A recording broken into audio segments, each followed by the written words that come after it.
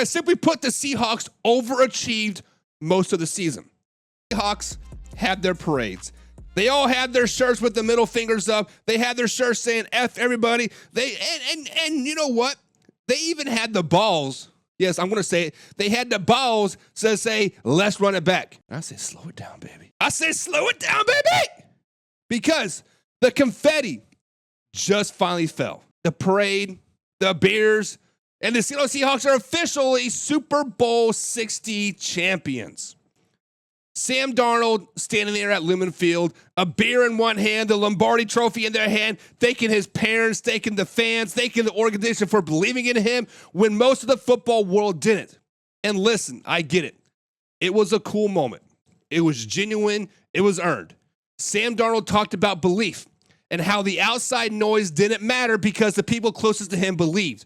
Owner Judy Allen, general manager John Snyder, coach Mike McDonald, his teammates, powerful stuff. But now that the parade music is fading, now we need to have a real football conversation. Because I'm going to say something that a lot of people do not want to hear. Guys, simply put, the Seahawks overachieved most of the season. And before Seattle fans jump in the chat, swing in their helmets, relax, slow it down, baby! Because I got to give credit where credit is due. This defense, absolute top dogs. No debate, no qualifiers. They carried this team. They dictated games. They suffocated offense. And in the Super Bowl, they straight up wrecked the Patriots. You cannot take that away from them. Mike McDonald built a monster on that side of the ball, and it showed up when it mattered most. The Super Bowl, the playoffs, the 14 games they won this season. But let's talk about the part that everyone suddenly wants to rewrite. Sam Darnold. Yes. He had a great postseason. Yes, he had 0 interceptions in the playoffs. Yes, he delivered an NFC championship game versus the LA Rams. 346 yards, 3 touchdowns, big time performance. I give him that. You got to give credit where credit is due. But I still cannot trust him. Why? Because over the full NFL season, Sam Darnold threw 14 interceptions. 14! That is third most in the entire league, just behind Geno Smith and Bo Nix. And let's just be honest here, both of those are not the gold standard of elite quarterback play. So while everyone is bathing Sam Darnold in redemption confetti, I'm sitting here asking, are we ignoring the full picture?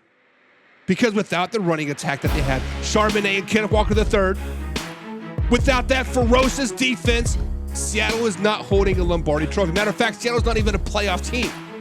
Sam Darnold did not carry this team. He managed it. He survived it. He avoided disaster when it mattered most. That's not hate.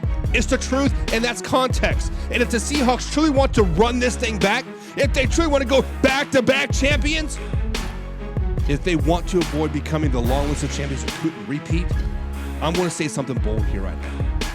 It's Jalen Milroe time in Seattle, baby!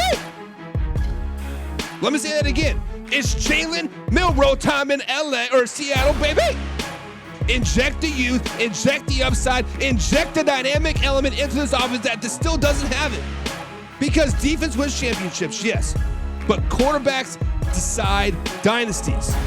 And if you want to repeat, insert Jalen Milroe, because Sam Darnold is not going to repeat for you. Sam Darnold is not going to run it back for you. Sam Darnold is not the man, the myth, the legend that y'all put him up on this pedestal.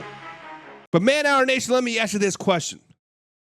Did Sam Darnold prove he's the long-term answer, or did Seattle win despite their quarterback, not because of him?